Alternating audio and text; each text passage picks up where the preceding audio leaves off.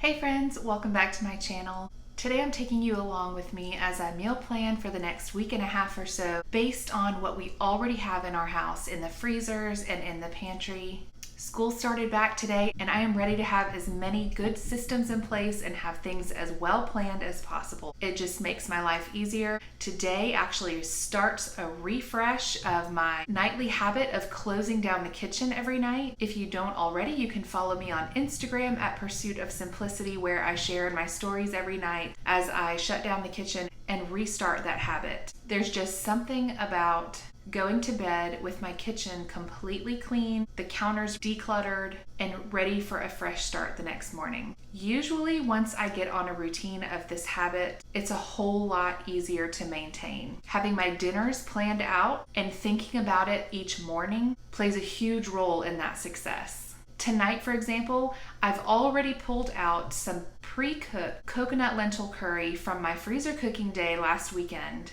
I'm going to make some garlic naan in just a little while, and then I'll put some rice on the stove about 30 minutes before we're ready to eat dinner. Now let's head into the freezers and pantry and see what we can plan for the next week and a half. Yes, I know I desperately need to defrost this freezer. It drives me bonkers. But it's old and incredibly reliable, so it is what it is. I do it about twice a year. Now, this is my shelf that I put all of my freezer cooking goodies on from a few weeks ago, as well as in the door. We've got our bags of chicken with onions, carrots, and celery. These are some teeny tiny little potatoes from my garden. I just parboiled them and froze them whole. This is our collection of ground cherries that we'll do something with later in the year. All right, here are 2 frozen bags of okra. And I also have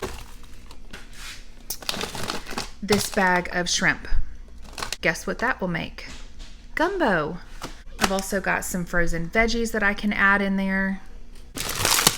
All right, I've also got lots of frozen peaches and quite a bit of frozen sausage, different varieties. This is venison. I've also got kielbasa.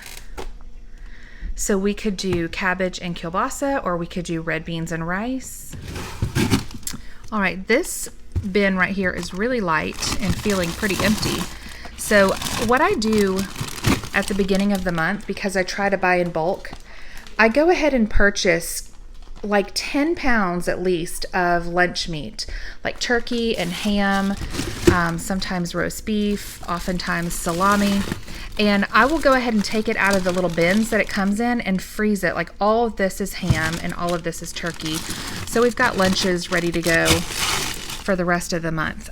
Down here, I've got some pork tenderloins. There are 2 of these and there's 2 in each pack. So I've got 4, which is what we eat in one meal. So I could make pork tenderloin, but I think we just had it a few weeks ago, so I think I will save those. Moving down here, we've got some bacon that I can put in that bin above. More shrimp. Lots of butter. That whole bin is butter. I've actually pressure canned quite a bit of butter in the last couple of months to free up some freezer space. We've got some cauliflower, more butter, some yeast. It's like a winter wonderland in here. I've got some frozen berries here that we use for smoothies, and we can also put it in with some yogurt and granola. And the rest of this bin, I believe, is pretty much full. Let's see. Well, there's peaches in there, some butter, as well as quite a bit of chicken breasts. Down here on the very bottom, we have all of our frozen veggies. This is a whole gallon bag of sliced bell peppers from last year's garden. I also have some fine green beans, lots of broccoli florets, and there is a baggie over there full of mixed vegetables. You can do green beans or green bean casserole. In the door, let's see, these are more of those tiny potatoes from the garden. And again, these are our bags of rotisserie chicken with carrots, onions, and celery. So those can be used to make chicken pot pie, chicken and dumplings, chicken with gravy over rice, There are some more frozen peaches, cauliflower rice, mixed vegetables. Salami was on sale at Aldi a couple of months ago, so I picked up several of those. Let's go check out the pantry. I'm going to get one of those canisters of oats down. My daughter has requested Greek yogurt with homemade granola in her lunch.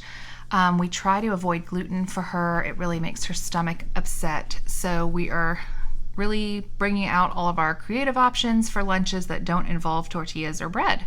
So we'll make some granola with that. I don't think we're going to do any pasta this week. We just had veggie fried rice with egg rolls for lunch yesterday. We could do barbecue chicken, like barbecue chicken sandwiches. We just put some chicken breasts in the Instant Pot, shred it up in the mixer, and add barbecue sauce. Something we haven't had in quite a while is creamy salsa chicken. That jarred salsa just reminded me of that. I just put several chicken breasts, a jar of salsa, a can of corn, some black beans or pinto beans, or sometimes both, in the Instant Pot and cook it on high pressure for 25 minutes.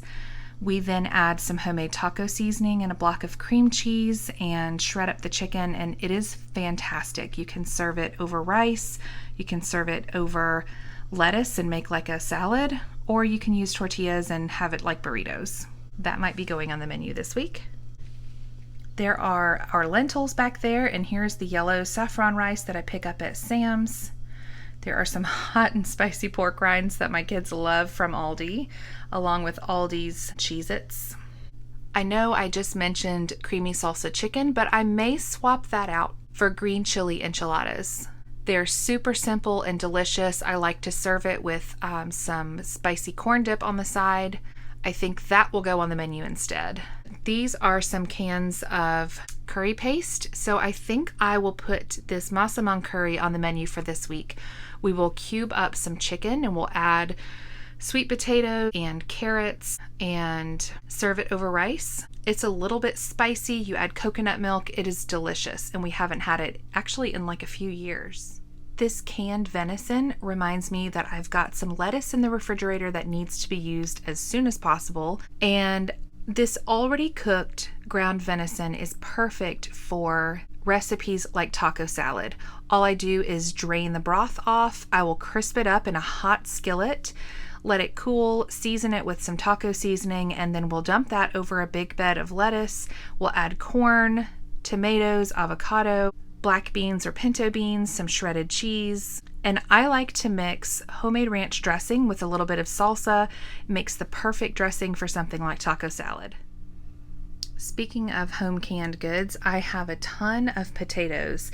Now, I also have a ton of potatoes on the bench in the mudroom that have not been processed yet, so I will probably use those, but I am thinking about a YouTuber that my mother-in-law loves to watch. Her name is Brenda Gant, and she became an overnight sensation during COVID when she was trying to teach people how to make homemade biscuits.